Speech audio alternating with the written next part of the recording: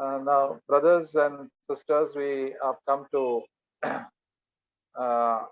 Jesus, and this to obey the commandment of Jesus, which is the first commandment, is to be baptized in water.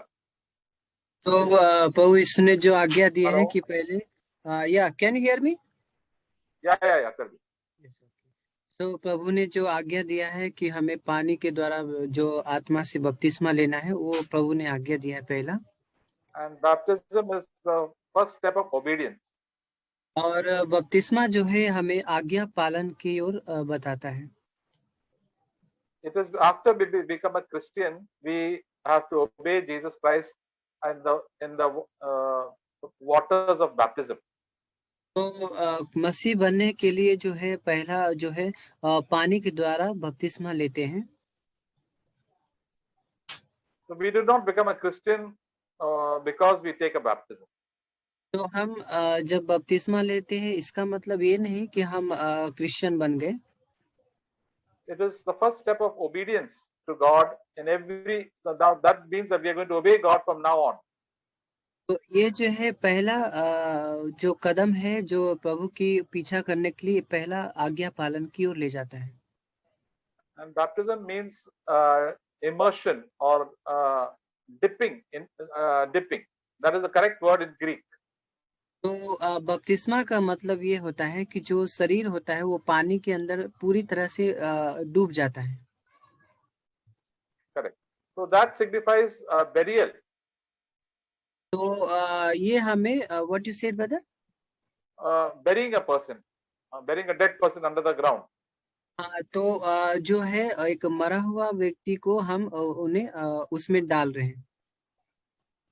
So just as in the olden times among Hindus they burn, but among all the other Jews and Christians they put them into the ground. तो पहले समय में लोग जला देते थे, लेकिन कुछ लोग जो पहले के मसीह जो रहते थे वो मिट्टी के अंदर उनके दफना देते थे.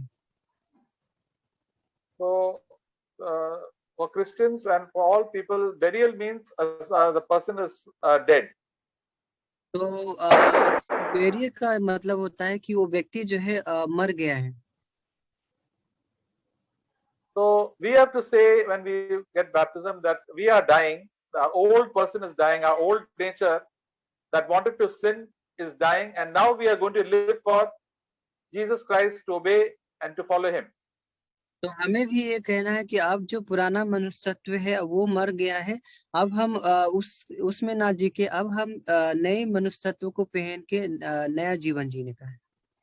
That is why it says in 2 Corinthians chapter 5. और इसलिए कुरिन्थियों के से दूसरे कुरिन्थियों के अध्याय में बताता है वचन अध्याय 5 में verse 17. वचन 17. Therefore, if any man is in Christ, he is a new creature. The old things are passed away. Behold, new things have come. तो यदि कोई मसीह में है तो वह नई सृष्टि है, पुरानी बातें बीत गई है, देखो वे सब नई हो गई है. So maybe when you belong to Christ, that is the anointed one, that is to Jesus Christ, you become a new creation. तो जब आप यीशु मसीह से बिलोंग करते, यीशु मसीह के हैं, तो आप एक नए मसीह बन गए. That is become born again, and the Holy Spirit comes into our life. और ये एक नया जीवन होता है और पवित्र आत्मा जो है आपके जीवन में आ जाता है. We were children of the devil, now we become children of God. हम शैतान के बच्चे थे, लेकिन अब हम परमेश्वर के बच्चे हैं. Earlier we had no interest in God, the true God. Now we have wanting to please God.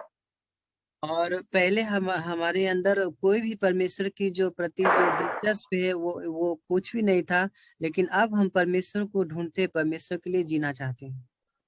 And now we have thrown off the old nature of sin and selfishness, and now we have the new nature of Jesus Christ.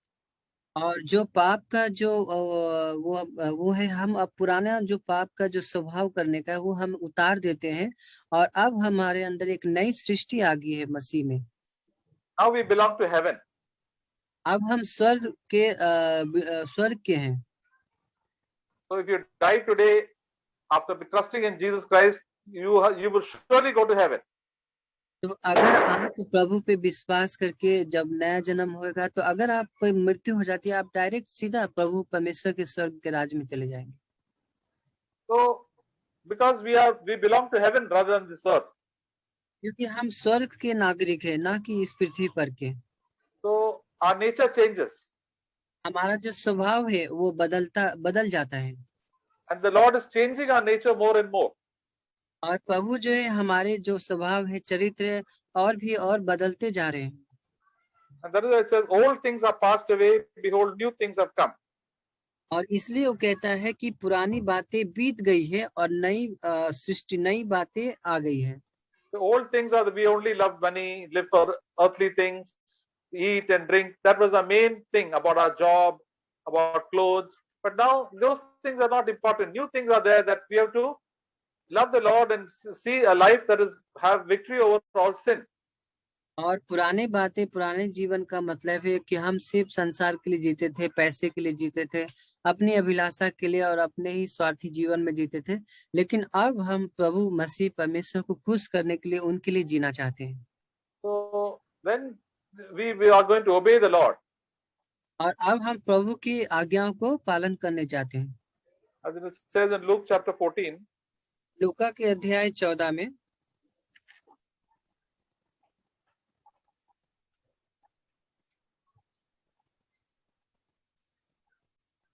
verse 26, वचन 26, if anyone comes to me and does not hate his own father and mother and wife and children and brothers and sisters, yes, even his own life, he cannot be my disciple.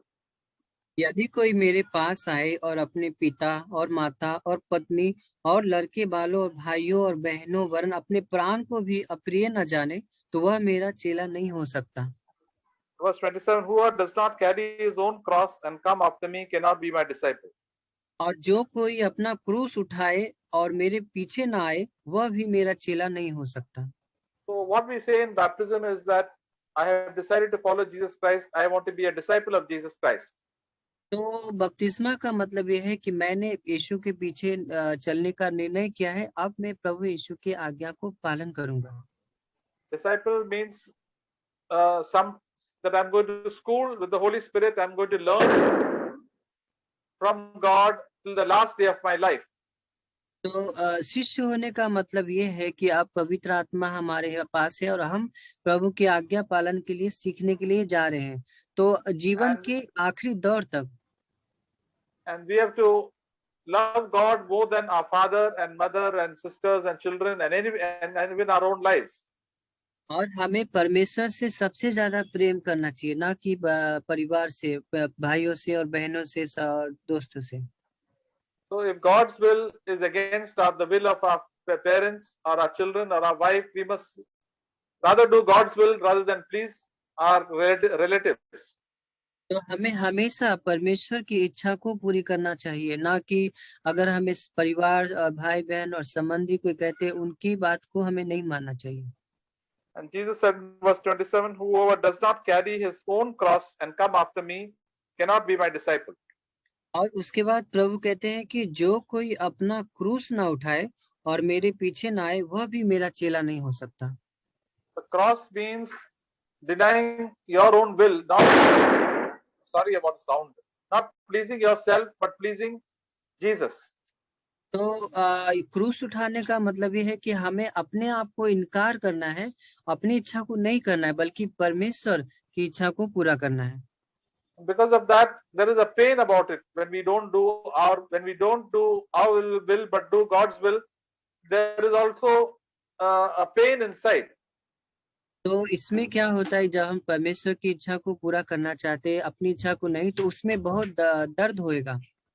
There is a lot of suffering involved because people will harass us and people will hate us. और आप बहुत सारी परीक्षाओं से भी जाओगे और लोग आपको बहुत सताएंगे और बुरा भला कहेंगे। But the joy of Jesus is more than the suffering that we experience. लेकिन जो प्रभु का आनंद है वो हमारे जीवन से पूरी तरह से भरता जाएगा। That is why Jesus, when there were a lot of people following him, he told them they were following him for all the benefits. But Jesus said, if you want to be my disciple and come where I am, you have to take up your cross daily and follow me. तो बहुत सारे प्रभु यीशु के पीछे आ रहे थे क्योंकि उनको बहुत फायदा मिल रहा था, लेकिन प्रभु यीशु ने कहा कि यदि तुम मेरे पीछे आना चाहते हो तो अपना क्रूस उठाकर मेरे पीछे हो लो। So, my dear brothers and sisters, this is the decision that you have to make while taking baptism. तो हे मेरे भाइयों बहनों, आप जब बपतिस्मा लेते हैं तो ये निर्णय आपको लेना है जीवन में। Then the Holy Spirit will come upon you, and God will fill you with the Holy Spirit and you'll enjoy fellowship with God. तब प्रभु परमेश्वर पवित्र आत्मा से आपको भर देंगे और आप प्रभु की संगति में बहुत आनंद मनाएंगे। And you will experience peace and joy and love in your heart, but nothing in this world can give. तो आप जो है प्रभु का आनंद का अनुभव करेंगे और ये संसार की कोई भी वस्तुएं आपको नहीं दे सकती। And when we go through difficulties and problems with people, God will allow us to be tempted only according to our ability.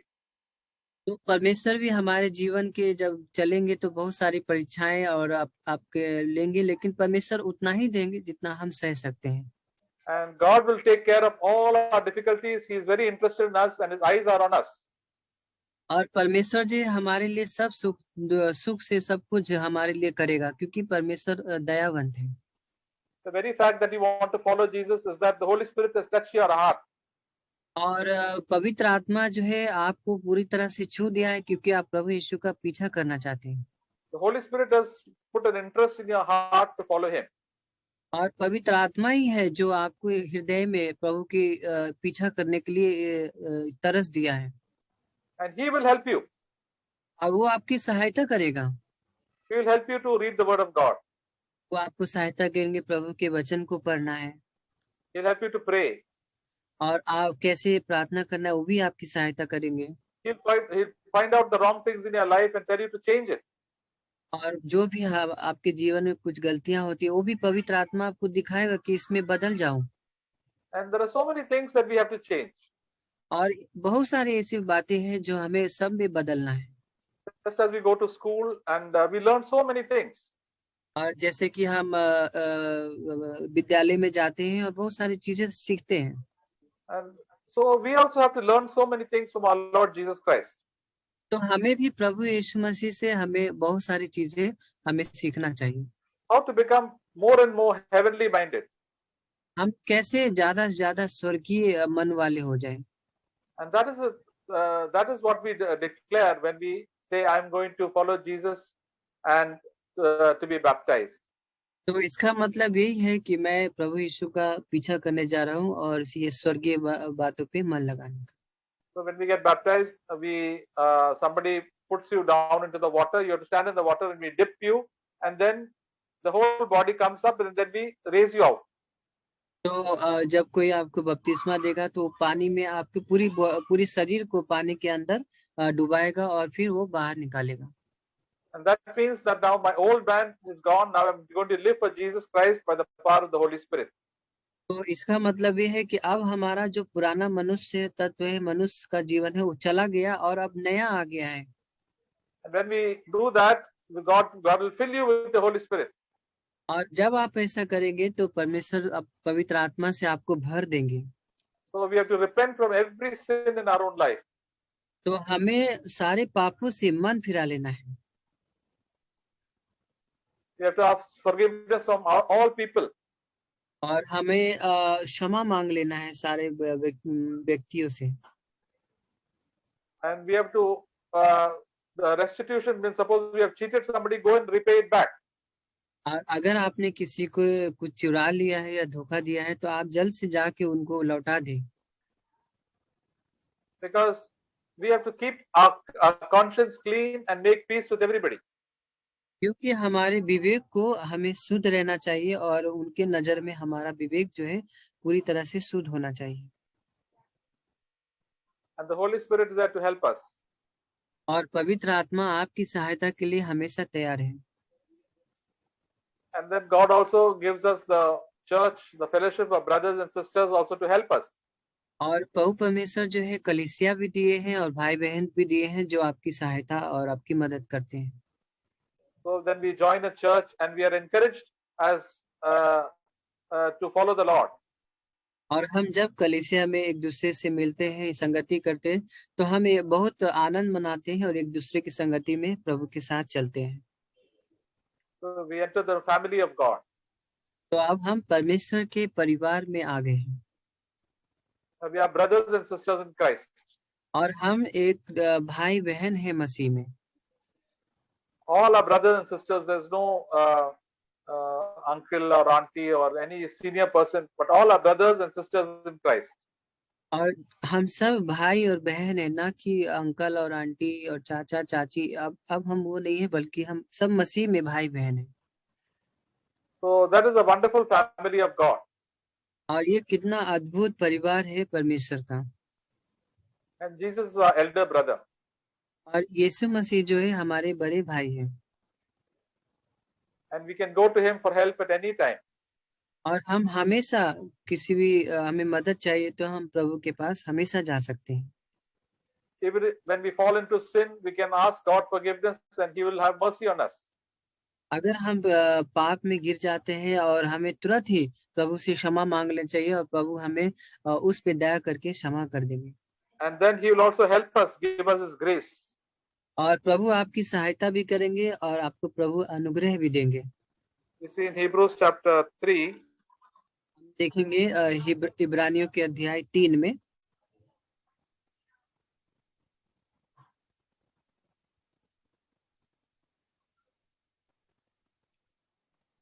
sorry, Hebrews chapter 4, इब्रानियों के अध्याय 4 में verse 15 and 16. 15 और 16, We'll read 14, 15, 16. 14, 15, 16। Since then we have a great high priest who has passed through the heavens, Jesus the Son of God. Let us hold fast our confession, for we do not have a high priest who cannot sympathize with our weaknesses, but was tempted in all things as we are, yet without sin. Let us therefore draw near with confidence to the throne of grace, that we may receive mercy and might find grace to help in the time of need.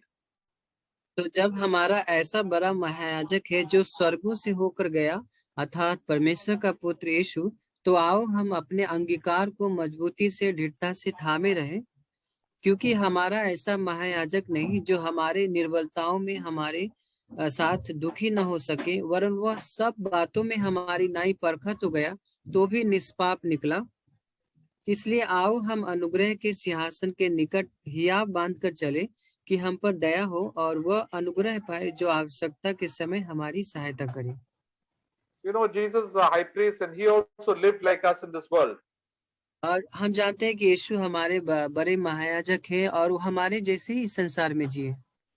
He lived an ordinary life like a life of a carpenter, and he was tempted so much and so many people harassed him.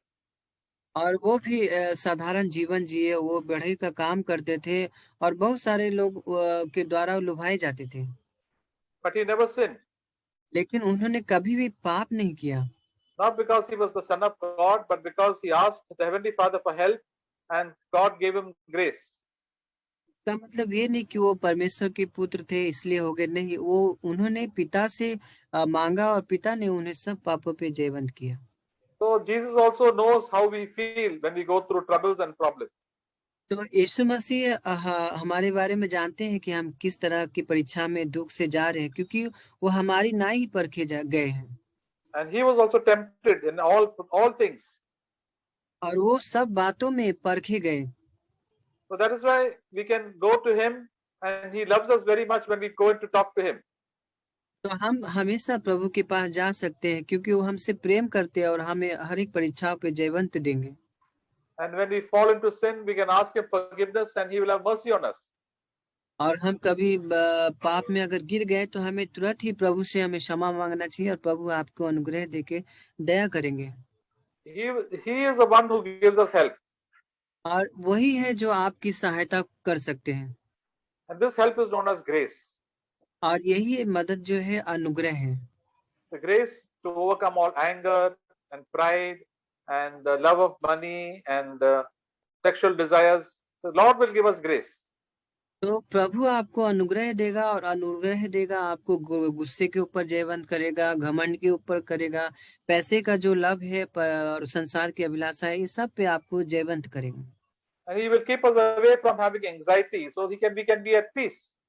और वो आपको हर प्रकार की चिंताओं से जो आप जाते हैं उनसे भी आपको मुक्त कर देंगे। So we have a wonderful high priest who will help us, and he is our friend. तो हमारे पास बहुत ही बढ़िया महायाजक है जो हमें हर परीक्षा में हमारी सहायता करने के हमेशा तैयार है। So, dear brothers and sisters, we can thank God for thank Jesus that He loves us and He is so much loving and so kind to us. तो इसलिए भाई बहनों हमें हमेशा परमेश्वर का धन्यवाद देना चाहिए क्योंकि वो इतना दयावंत है, हमें अनुग्रह देते हैं। The devil is so cruel and unkind, but God is just the opposite. He is loving and kind, but he hates all sin. और शैतान जो है वो दुष्ट है और दुष्टता करता रहता है, लेकिन परमेश्वर जो है पाप से घृणा करते हैं। So let us come to Jesus, who is loving and kind and will always help us to be free from sin. और इसलिए हमें परमेश्वर के पास आना चाहिए क्योंकि परमेश्वर हमसे प्रेम करते हैं और हमें हर एक पापों के ऊपर विजय देंगे। So He will take away all your fear. और वो आपके सारे भय जो जीवन में उससे हमें आजाद कर देंगे। So if you die, you will be sure you'll go to heaven. और आप आज अगर मरते हैं तो आप पूरा निश्चय है कि आप प्रभु के स्वर्गीय राज्य में जाएंगे। We don't know what the future is, but commit all your future to the hands of God. और हम जानते नहीं कि भविष्य में क्या होने वाला, लेकिन हमारा पूरा भविष्य का जीवन प्रभु के हाथ में सौंप देना है। So this is what I have to share, brothers and sisters.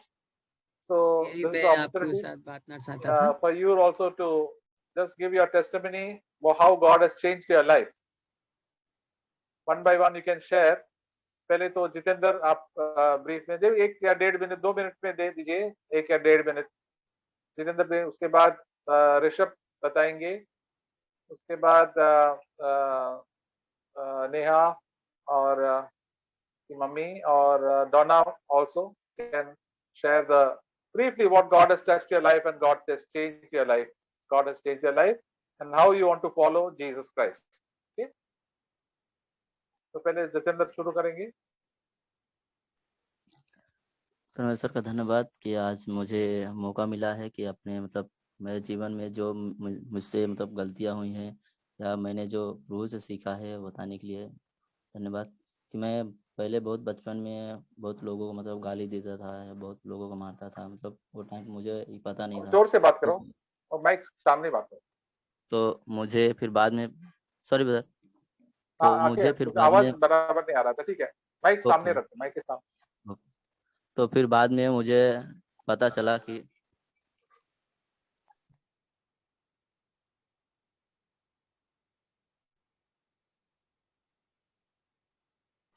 Hello हाँ बोलिए बोलिए, अभी आवाज हाँ अभी आ रहा है। तो मुझे पहले बाद में कुछ रियलाइज नहीं होता था, तो मैं बहुत ही मतलब लोगों को कभी भी कुछ भी बात बोलता था तो मतलब बिना गाली का मुझे आवाज़ नहीं निकलता था। तो सब लोग मुझे बोलते भी थे कि क्या तुम्हें बिना गाली से आवाज़ नहीं निकलता। तो फिर बाद में मैं परमेश्वर को भी नहीं जानता था। तो फिर बाद में मेरे ब्रदर हैं जो मुझसे बड़े हैं, तो उनकी शादी हुई थी। तो शादी होने के बाद 6 महीने बाद उनकी वाइफ जो थी तो मतलब ऐसा बोलते हैं ना, शैतान बहुत परेशान करता था। तो शादी होने के बाद फिर परमेश्वर ने उनको शैतान ने बहुत परेशान करता था। तो हम लोग मेरे बाजू में एक आंटी करके रहते, तो उन्होंने मुझे बताया कि ऐसा ऐसा है। तो मम्मी मेरे गए, मैं फिर भी नहीं मानता नहीं था। तो मैं बहुत मतलब सब लोग को बोलता था कि हम जाएंगे नहीं।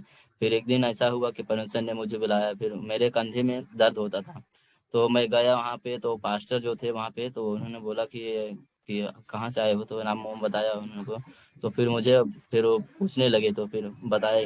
तो उनको पता नहीं कैसा क्या चला कि मतलब बोले कि किसी के कंधे में दर्द हो रहा है क्या। तो मैं खड़ा हो गया, मैं बोला हाँ मेरे दर्द है। बोलते हैं आज के बाद परमेश्वर ने तुम्हें ठीक कर दिया, आज के बाद कुछ नहीं होगा। तो मैं बोला कि ऐसा कैसा हो गया। तो फिर बाद में मुझे बहुत खुशी हुई। फिर मैं सोचने लगा दिल में अपने कि मतलब मुझे ऐसा कौन सा परमेश्वर है जो मतलब हमारे हृदय को जानता है, हमारी तकलीफों को जानता है। फिर वहीं से मैंने परमेश्वर को ढूंढना चालू किया। तो वहाँ से मुझे 2 साल हो गए, 3 साल हो गए वहीं पे मैं था। तो मैं 2014 में जहाँ जब मैं मुंबई में आया, तो मुझे पता नहीं था कि मैं बहुत चर्च ढूंढा और ये सब, तो मैं फिर भी ढूंढते ढूंढते कहीं पाया नहीं। तो हमारे बाजू में जहाँ पे मैं पानी भरता हूँ, वो आंटी ने वहाँ पे बताया कि हम लोग जहाँ पे जाते हैं प्रेयर, वहाँ पे चलो, तो वहाँ पे देखेंगे। मैं बोला ठीक है, फिर अगर ऐसा है तो चलते हैं। तो फिर वहाँ से हमारे ब्रदर जो थे बड़े, तो उन्होंने हमें बताया, तो हम सब साथ में जाने लगे। तो जोश ब्रदर से मुझे फिर कांटेक्ट हुआ। फिर बाद में धीरे धीरे पता चलने लगा। फिर मुझे ऐसा लगा कि मतलब मुझे बपतिस्मा मैं ले लेना चाहिए। फिर मैं बोला कि अभी बपतिस्मा नहीं लूंगा, थोड़ा मुझे जानकारी चाहिए कि मतलब क्या क्या, क्योंकि हम परमेश्वर को अगर जानेंगे नहीं अच्छी तरह से तो हम कुछ नहीं कर सकते। तो फिर हम धीरे धीरे परमेश्वर को जानने लगे, उनके वचनों को पढ़ने लगे। तो फिर भी मैं गाली देता था। मैं मतलब ऐसा किसी को ये नहीं रियलाइज नहीं मुझे होता था कि मैं गलत कर रहा हूँ। एक दिन मुझे ऐसा हो गया कि मैं बैठा था बाइबल पढ़ रहा था, मुझे ऐसा लगा कि अगर मैं आज मर जाऊंगा तो मैं तो नरक में जाऊंगा। तो फिर ऐसा होने लगा, मैं बोला अगर परमेश्वर आ जाता है तो भी मैं तो परमेश्वर के पास नहीं जा पाऊंगा, छूट जाऊंगा, क्योंकि ऐसा मैं गाली देता हूँ या ऐसा होता है मेरे साथ, लोगों से मैं अच्छे से बात नहीं करता हूँ। तो मैं धीरे धीरे ये सब करते हुए फिर मुझे पता चला कि नहीं, ये गाली नहीं देना चाहिए। तो मैं वहां से गाली को स्टॉप किया कि मतलब मैं बोला गाली नहीं दूंगा, परमेश्वर अगर कभी मैं मेरे मुख से अगर गाली भी निकल गया तो मुझे क्षमा करे। फिर वहां से धीरे धीरे मैं ये करते हुए अभी जो है मुझे बहुत ये अच्छा लगता है कि मतलब परमेश्वर के साथ बाइबल पढ़ना है, परमेश्वर से बात करना। मतलब अभी मैं मतलब बंद कर दिया गाली। बट और बहुत सी ऐसी चीजें हैं जो मतलब व्यभिचार या इन सब चीजों में बहुत मतलब मैं परेशान हूँ एकदम पूरी तरह से। परमेश्वर से यही क्षमा मांगता हूँ कि अगर मैं कभी रास्ते में जाता हूँ, किसी को देखता हूँ, तो मैं मुंडी नीचे कर लेता हूँ। फिर परमेश्वर से प्रार्थना करता हूँ कि परमेश्वर ने कहा है कि अगर जिसने अगर देख लिया और अपने मन में अगर वो उसके साथ अगर गलत किया तो समझो उसने व्यभिचार कर लिया। तो मैंने ये वचन मुझे ऐसा याद है, तो इसको वचन कभी भी कहीं भी मैं जाता हूँ तो अगर ऐसा कोई चीज मुझे दिखता है तो मैं वहां पे परमेश्वर से प्रार्थना करता हूँ, परमेश्वर जो मेरी आंखों से देखा गया है वो भी मतलब क्षमा करे। क्योंकि कहा है, परमेश्वर ने कहा है कि अगर आंखें अगर अगर ऐसा गलत काम करे, अगर कुछ हो अपने हृदय में, तो उस आंख को निकाल के फेंक देना, ताकि एक आंख का काना होकर के उस परमेश्वर के राज्य में प्रवेश करना अच्छी बात है, लेकिन एक आंख की वजह से नरक में जाना अब अच्छी बात नहीं। तो मैं ये सब मतलब मुझे इतना ये हुआ। तो फिर एक बार ऐसा मैं बैठा था तो मुझे ऐसा लगा कि मैं ये ऐसा अगर परमेश्वर अगर अभी आ जाए, क्योंकि अंत का समय है, कभी आ जाएगा परमेश्वर ये नहीं। मैं बोला अगर मैं आज क्योंकि परमेश्वर ने कहा है कि जो धार्मिकता को मैंने पूरा किया, अगर उस धार्मिकता से अगर कोई नहीं आता तो परमेश्वर के राज्य में नहीं आ सकता, क्योंकि दरवाजा मैं ही हूँ, जो गेट है मैं ही हूँ और कोई है नहीं। और मेरे पहले जो आए थे वो चोर और डाकू थे। तो मैं बोला ऐसा परमेश्वर अगर ऐसा सामने सामने कह रहे हैं तो ऐसा हो ही नहीं सकता। तो मैं बोला ठीक है। फिर मैं इस पे ढूंढने लगा कि ऐसा क्यों मेरे साथ ऐसा हो रहा है कि मैं मतलब बपतिस्मा क्यों नहीं ले पा रहा हूँ। तो फिर धीरे धीरे ये होते होते फिर ब्रदर से मैं बोला कि मतलब मुझे बपतिस्मा लेना है। तो आज ऐसा है कि मतलब परमेश्वर ने मुझे ये रियलाइज दिया और परमेश्वर मुझे क्षमा करे। मतलब बहुत सी चीजें ऐसे हैं कि मतलब फोनोग्राफी या वीडियो कुछ ऐसा कुछ चीज रहे ना तो मैं बहुत उसमें आनंदित रहता था। मतलब ऐसा नहीं मतलब पिक्चर ही देखता था, बहुत ऐसा गलत गलत पिक्चर ही देखता था कि मुझे ऐसा मतलब रियलाइज, फिर बाद में उसको भी रियलाइज हुआ कि नहीं ऐसा नहीं देखना चाहिए, ये गलत है, क्योंकि परमेश्वर के विरुद्ध है। परमेश्वर ने कहा है कि जो तुम अंधेरे में करते हो या छुपे हुए में करते हो पूरे संसार में पूरे सबके सामने दिखाई देगा। तो मैं इस पे मतलब परमेश्वर मुझे ये विजय दिया। अभी भी मैं ऐसा नहीं कि मतलब मैं पूरी तरह से शुद्ध हो गया हूँ, मैं अभी भी पापों में गिर जाता हूँ, लेकिन तुरंत उठने के बाद मैं परमेश्वर से कहता हूँ परमेश्वर मुझे क्षमा कर, क्योंकि मैं ये सब नहीं सह पाया और मुझे सहने की क्षमता दी। परमेश्वर का धन्यवाद। आमीन। Amen. धन्यवाद करता हूँ प्रभु जी आज के अच्छे दिन के लिए परमेश्वर पिता की मैं धन्यवाद करता हूँ कि प्रभु ने मुझे अंधकार में से निकाला, क्योंकि मैं अंधकार में मैं पापों में जी रहा था। मैंने अपनी इच्छाओं को ही पूरा किया, मैंने कभी भी परमेश्वर की इच्छा को पूरा नहीं किया था। और मैं जानता भी नहीं था कि अगर मैं पाप कर रहा हूँ तो मैं कहाँ जाऊँगा। लेकिन जब परमेश्वर ने मुझे अपने पास बुलाया 2018 में, परमेश्वर ने मुझे अद्भुत रीति से छुआ और परमेश्वर ने बताया कि आप ये जो कर रहे हैं गलत है, क्योंकि आप जो ये करेंगे इसके द्वारा अपना नरक चले जाएंगे। और मैं भी बहुत पापों में गिरा हुआ था, बहुत गुस्सा करता था, बहुत गलत बातों को सोचता था, गलत बातें देखता था। परमेश्वर ने मुझे उभारा और इन सब बातों से बाहर निकाला। मैं धन्यवाद करता हूँ, क्योंकि उसने ही मेरे जीवन को बदला है और उसने अपने पास बुलाया, इस बात का धन्यवाद करता हूँ। और मैं बहुत अनाज्ञाकारी था, मैं अपने माता पिता की नहीं सुनता था, मैं बहुत उदंड था। परमेश्वर ने मुझे इन सब बातों से छुड़ाया है और मैं बहुत चिंता भी क्या करता था कि क्या होगा क्या नहीं होगा, क्योंकि फ्यूचर में कुछ हो नहीं रहा था। मैं जब कॉलेज लाइफ में था तो मैं बहुत प्रयास करता था, लेकिन मेरे एग्जाम्स में मैं कई बार फेल हुआ। लेकिन परमेश्वर ने मुझे वहाँ भी उभारा और परमेश्वर मेरी मदद और सहायता की और मुझे परमेश्वर ने नहीं आज तक मुझे संभाल के रखा है। उसने ही मुझे मदद किया। मैं निराश हो गया था, क्योंकि मैं पढ़ाई जो भी करता था मेरे रिजल्ट हमेशा खराब आते थे। लेकिन परमेश्वर ने मेरी मदद की और मैं सारे रिजल्ट्स में पास होता चला गया। और मैं धन्यवाद करता हूँ कि आज जो कुछ भी हूँ मैं खुदावन की वजह से हूँ, क्योंकि उसी ने मेरे जीवन को बदला है और वही मुझे अपने जय के उत्सव में लिए फिरता है। और मैं धन्यवाद करता हूँ कि उसने अच्छी कलीसिया दी और परमेश्वर एक अच्छी जगह में मुझे लेकर आया जहाँ मुझे अच्छी शिक्षाएं मिली। मैं धन्यवाद करता हूँ। मैं लास्ट जो कलीसिया में था उस कलीसिया का भी धन्यवाद करता हूँ कि ब्रदर मैथ्यू जो हमारे लास्ट जो अगुवे थे, उन्होंने भी हमें बहुत कुछ सिखा विश्वास के बारे में, प्रेम के बारे में। और फिर परमेश्वर ने मुझे इस कलीसिया में लेकर आया। मैं धन्यवाद करता हूँ कि भाई जॉर्ज के लिए भी उन्होंने भी हमें बहुत कुछ सिखाया है प्रभु जी। और मैं आप सबका धन्यवाद करता हूँ। आप सब मेरी प्रार्थना करें। मेरा ये डिसीजन जो है परमेश्वर के लिए ले रहा हूँ मैं, और मैं बपतिस्मा लूंगा। बपतिस्मा लूँ और मैं पाप में ना गिरूं और मैं परमेश्वर के पीछे चलता रहूं, उसकी आज्ञा को मानता रहूं और परमेश्वर का नाम मेरे द्वारा महिमा पाए। मैं आप सभी को धन्यवाद देता हूँ कि आप सब मेरी चिंता करते हैं, और धन्यवाद करता हूँ कि प्रभु ने मुझे अब तक संभाला। धन्यवाद करता हूँ। सभी को जय मसीह। आमीन। नेहा। धन्यवाद करती हूँ परमेश्वर का आज के दिन के लिए, उन्होंने मुझे गवाही देने का मौका दिया इसलिए, और परमेश्वर मेरे जीवन में आ गए इसलिए सबसे बड़ा धन्यवाद प्रभु को।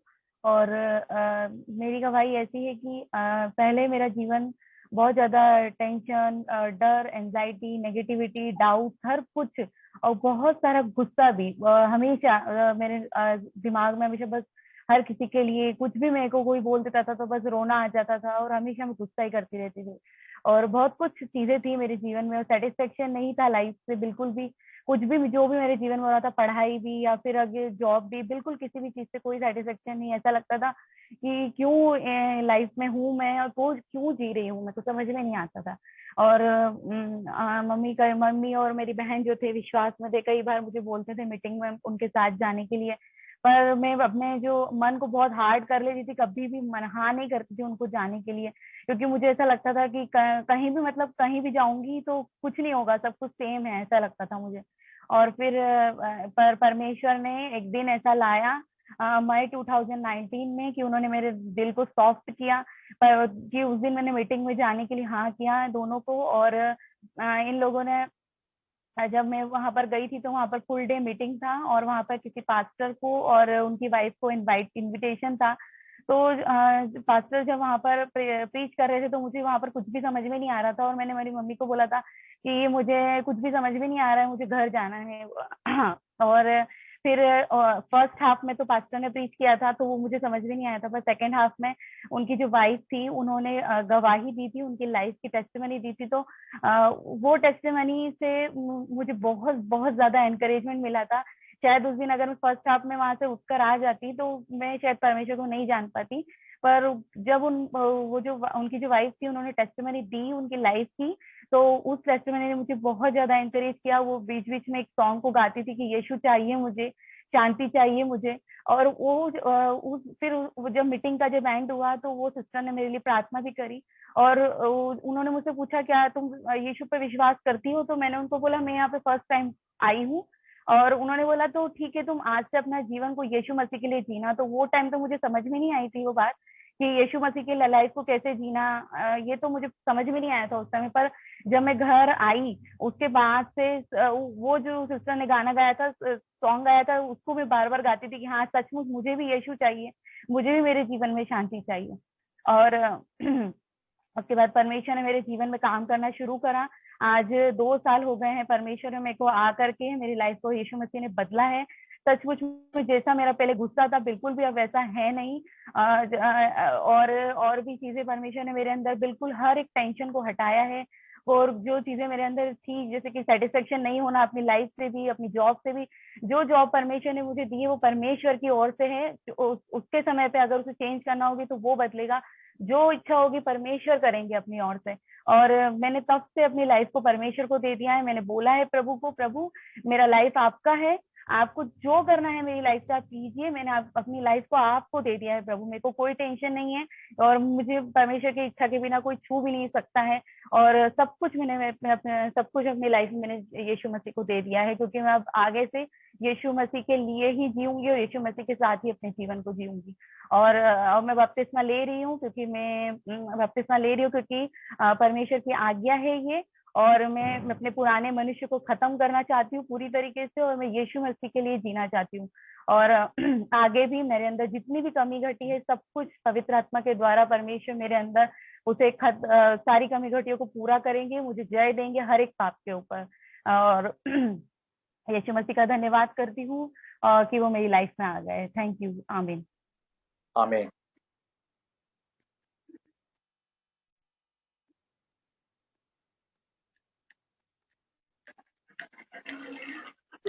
मम्मी मैं परमेश्वर का धन्यवाद देती हूँ। मेरी गवाही है कि एक विश्वासी बहन थी जिन्होंने मेरी बेटी को सुसमाचार सुनाया। तो फिर उन बहन के उन्होंने बोला कि तुम मेरे घर पे आओ, हमारे घर पे प्रेयर मीटिंग होती है। फिर मेरी बेटी ने बोला कि मेरे को घर पे जाना है उनके प्रेयर मीटिंग में। तो फिर मैंने सोचा कि मेरे को वैसे तो अजीब लगा क्योंकि मैं तो हिंदू परिवार से हूँ और पूजा पाठ करने वाली। तो फिर भी मैंने सोचा चलो ठीक है चलते हैं।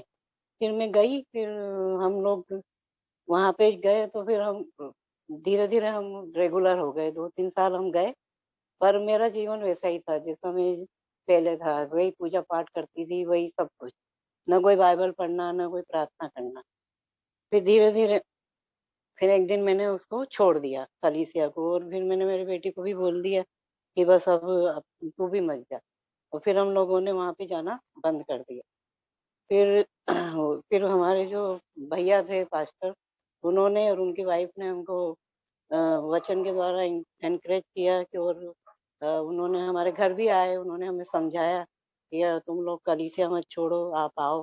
फिर हम वापस से गए, और धीरे धीरे फिर वापस से धीरे धीरे मैं विश्वास में आई। फिर मैं बाइबल पढ़ना, प्रार्थना करना फिर मैंने शुरू किया, और उसके बाद मुझे बहुत विश्वास बढ़ा मेरा, और परमेश्वर ने मेरे जीवन को बदला, और परमेश्वर का धन्यवाद देती हूँ।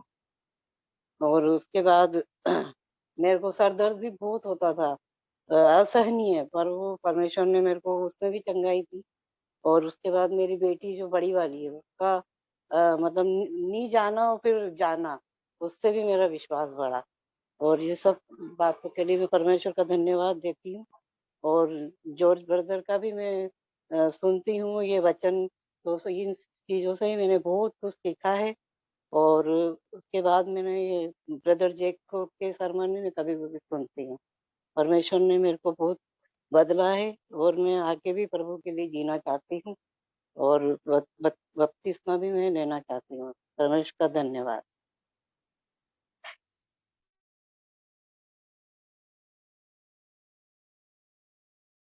Donna?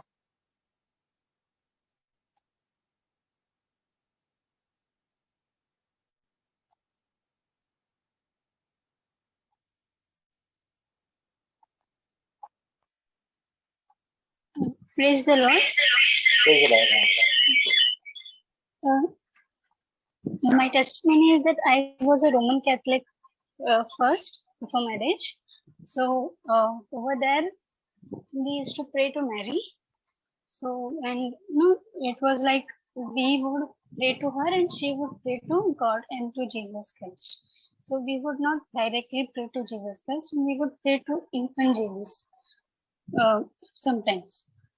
So then by the grace of God, I think in 2018, I got transferred from my original office to my now husband's office. So when I met, earlier I used to not read the Bible, and I was not reading the Bible, but I used to pray in the Roman Catholic way. So then when I met my husband, he told me, he used to read the Bible. So he told me, he used to try to speak to me about the Bible. So that time I told him that I have not read the Bible because I used to not get time to read. I used to not read it. So then he told me about the app on the phone also you can download and you can read it. So then in the train I started reading it. And then after that, he started telling me about to hear Zach Conan's videos also. So then when I started hearing about from Zach Conan, earlier I used to feel very unusual because he used to say ki you should not pray to Mary. And first, initially when I heard it 2 or 3 times, I felt like since my husband is a Protestant, he's trying to make me also get converted in that way. So I was a bit rigid at that time, but then I thought ki it is not right to immediately come to a conclusion. So I said, okay, maybe one video is like that. I'll listen to a few more videos of Zach. So as I heard about what he said, he quoted scripture to scripture. I was not aware about the scripture. So that is when I started getting inclined to reading the Bible. So when I read the Bible, I understood that actually Jesus himself used to taught the prayer of our Father. And then after that, I started listening to more of Zach Conan videos, and I realized that I was hearing it, I was praying the wrong way all the time. And then I started reading the Bible. Then after that, now recently after our marriage in April, we got COVID. So during COVID time, again, in between, we lost the flow of reading the Bible. So then again, when we got COVID, we got back to praying because we were in a situation where when we have a situation, we start praying to God. So then after that, in COVID, we started reading the Bible and started praying and all. And then during quarantine, I again read the Good Foundation book of Zach Conan, and then I started having the need for baptism at that time. But in COVID time, and the lockdown was going on, so it was difficult. So I asked my husband also. He said, "You know, it is not possible to get baptism at this time." But now, luckily, I think in November, it is we can get baptized now. That is what this meeting is about. So I thank God that He made me to meet my husband, and through my husband, I was able to understand about Zach Conan, and then we were able to come closer to God. Thank you. Thank you. Praise the Lord.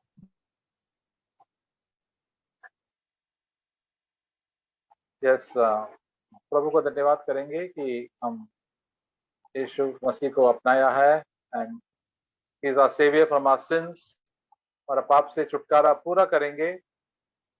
जब प्रभु में पहले आते हैं, प्रभु हमारा थोड़ा पाप ज्यादा दिखाता है, और जब प्रभु के और करीब आता है, हमारा ज्योति हमारे ऊपर ज्यादा आता है और हमारा पाप हम दिखते हैं, सब गंदी चीज, गंदगी, और हम प्रभु के से माफी मांगना चाहिए, और प्रभु की और हम करीब जाएंगे तो हमारा जीवन और फ्रेश हो जाएंगे और पवित्र आत्मा से भरेंगे। We'll be filled with the Holy Spirit more and more as we come closer to the Lord.